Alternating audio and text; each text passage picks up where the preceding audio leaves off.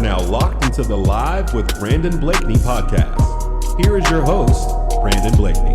She is ready for the WNBA after this season, man. There's no way in hell JuJu Watkins should be contained to women's college hoops, to college basketball for the next 2 years. She's ready right now. I mean, she was dribbling through that full court press that UConn had, taking the contact, hitting shots through contact, getting to the basket, using her size, her length, going coast to coast. Love the court vision we saw today from JuJu is that next element. That's that next evolution in her game. Is getting her teammates involved. Tonight, JuJu answered the question of could she make other players better. She proved that she could tonight. She proved that she has that superstar gene to where she can uplift other players and bring the best out of her teammates.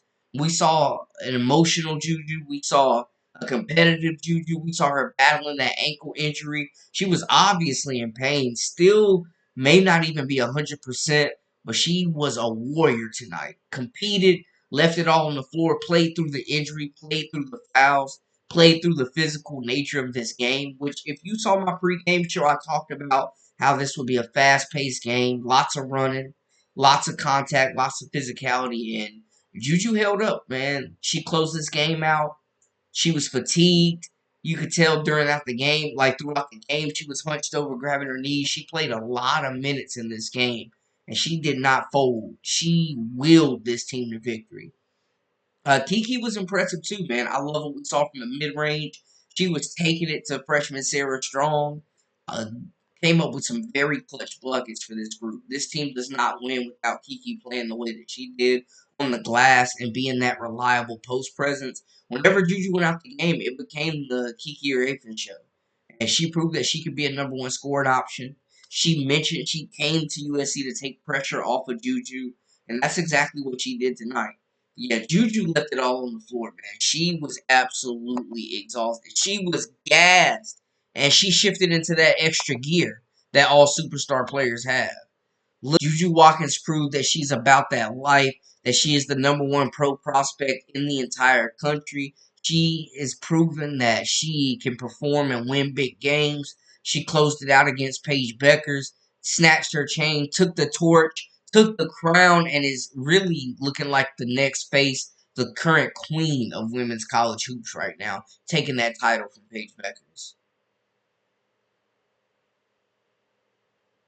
Yeah, she definitely is a celebrity. Paige Bueckers, man, she's heavily entrenched in the culture. That's a real good question, RC. Honestly, man, I think it's worth the debate. Depending on what you need and what you're looking for. Because Kiki Iriafen, man, I think we're just seeing her scratch the surface. After tonight, I definitely think she needs to be that number one draft pick, depending on fit and need, needs to be had. I don't think it's a full-blown conclusion that Paige Bueckers is the number one draft pick. Kiki Iriafen showed an advanced offensive game tonight, knocked down elbow jumpers, sealed off her defender, got to the basket, showed that she's tenacious on the boards, can block shots, gets up and down the floor extremely well, great hands, great touch around the cup. Like, she showed a lot. She definitely showed why she should be in contention for that number one draft pick. She dominated the UConn front court. They had no answers for her. She threw out 5 assists, which I thought was very impressive. Her court vision, couple dump offs, playing back to the basket. Like, she's showing that you can run an offense through her if it needs to be.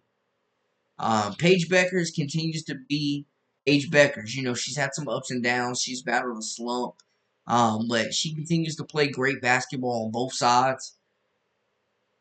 We know she's been a good player for a very long time. We saw that when JuJu's not on the floor, SoCal does not have a guard or a playmaker that can break down the defense and create penetration. They have nobody that can break down a defense right now. They have a lot of great shooters. They have some players that are selfless and move the basketball really well. But without JuJu on the floor, like, this offense is pretty much screen, handoff, dribble, handoff. If there's no open three, get the ball in the post to Kiki. Like that. I think UConn did a great job of exposing USC too as well. A lot to learn from both teams. These teams are far from what we will see in March. We know that much. But I was impressed with just the effort of JuJu Watkins, the tenacity, because she got roughed up in this game. JuJu Watkins definitely got roughed up in this game and still had a tough 25. 5 assists and 6 rebounds, man. Like a season high in assists for her. I think we saw the next evolution of her game tonight. Juju's playmaking ability was on full display. She was drawing so much attention, giving great dump offs. She had the dump off late in the shot clock in the fourth when they needed a bucket to Ryan Marshall, who finished the bucket. She hit Howell, the freshman, that shot the lights out for USC tonight. Hit her on that full cross court 3-point shot. Like, Juju's playmaking ability was on full display. That's the next element of her game. She was a little soft and kind of nonchalant with the basketball a few times. He's definitely got to tighten the handle a bit, but it was a very physical game, and she proved that she's built for contact. She took every shot that UConn threw at her, stayed aggressive, got to the free throw line, attacked the cup, hit some tough, contested, off-balance shots. She was on full display tonight, man. JuJu Watkins showed us the complete bag. With her size, 6'2", very good handle, very explosive first step, elite mid-range game. JuJu Watkins proved that she is the best pro prospect in women's college hoops, and I think she made a very valid point to the NCAA, saying that they're outdated and that there should be a one and done rule in women's college basketball. The fact that JuJu Watkins has to play 2 more years of college basketball after this instead of going to the league to get a franchise put on her shoulders is absolutely ridiculous. She proved she was the best player on the floor tonight, hands down. Paige did a great job defending her in the second half, though. I got to give her that. But JuJu eventually broke free and made some big plays. What a game. USC was up over 20 points for a majority of this game, man, and UConn just kept clawing and scratching back. USC did pick up the win, though, 72-70. Heck of a game. JuJu Watkins closed this game out. Big-time performers make big-time plays. The torch has been passed. I believe she is a better prospect than Paige Bueckers at this moment in time, and that's no disrespect to Paige, but JuJu Watkins is just something completely different that's going on right now in the women's college game. Man, I'll tell you what, Kiki Iriafen definitely, they don't win this game without her. Her mid-range looked really good. Her position in her seal-offs, the way that she can just establish deep position in the post and seal her matchup off. I mean, she looked incredible. I think she made her case for the #1 draft pick tonight. No disrespect to Paige Bueckers, Olivia Miles, Anissa Morrow, none of them. Sonia Citron, no disrespect to them.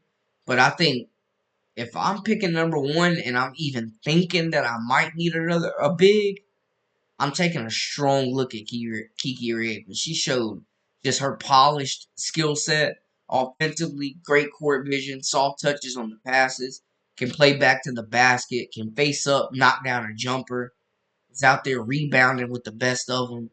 Showed physical, great lateral movement, quickness, good twitch. Like, I think she kind of put her name in that running for the #1 draft pick, to be honest, after a game like today.